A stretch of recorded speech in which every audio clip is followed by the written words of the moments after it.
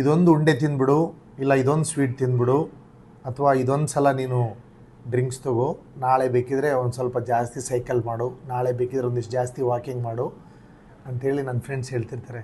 ಆದರೆ ನಾನು ತಿನ್ನೋದಿಲ್ಲ, ನಾನು ಡಯಟ್ ಮಾಡ್ತಾಯಿದ್ದೀನಿ ಅಂತ ಹೇಳಿದ್ರೆ, ನೀವು ಎಕ್ಸರ್ಸೈಸ್ ಮಾಡಿ ಕಾಂಪನ್ಸೇಟ್ ಮಾಡ್ಬೋದಲ್ಲ, ನೀವೀಗ ತಿನ್ನಿರಿ ಅಂತೇಳಿ ಒತ್ತಾಯ ಮಾಡ್ತಾರೆ. ಮೊಟ್ಟ ಮೊದಲನೇ ವಿಷಯ, you can not compensate what you eat. ನೀವು ಡಯಟ್ ಮಾಡ್ದೇ ನೀವೆಷ್ಟೇ ಎಕ್ಸರ್ಸೈಸ್ ಮಾಡಿದ್ರೂ ನೀವು ಅದನ್ನು ಕಾಂಪನ್ಸೇಟ್ ಮಾಡೋಕ್ಕಾಗೋದಿಲ್ಲ.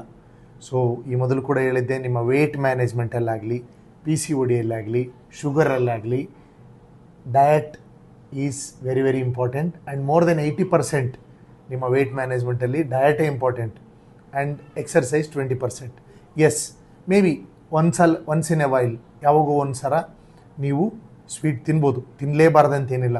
ಬಟ್ ನಾನು ಸ್ವೀಟ್ ತಿಂದು ನಾಳೆ ಒಂದು ಸ್ವಲ್ಪ ಜಾಸ್ತಿ ಎಕ್ಸರ್ಸೈಸ್ ಮಾಡಿ ಅದನ್ನು ಕಾಂಪನ್ಸೇಟ್ ಮಾಡ್ತೀನಿ ಅಂದರೆ ಆಗೋದೇ ಇಲ್ಲ. So diet is very very important. Thank you.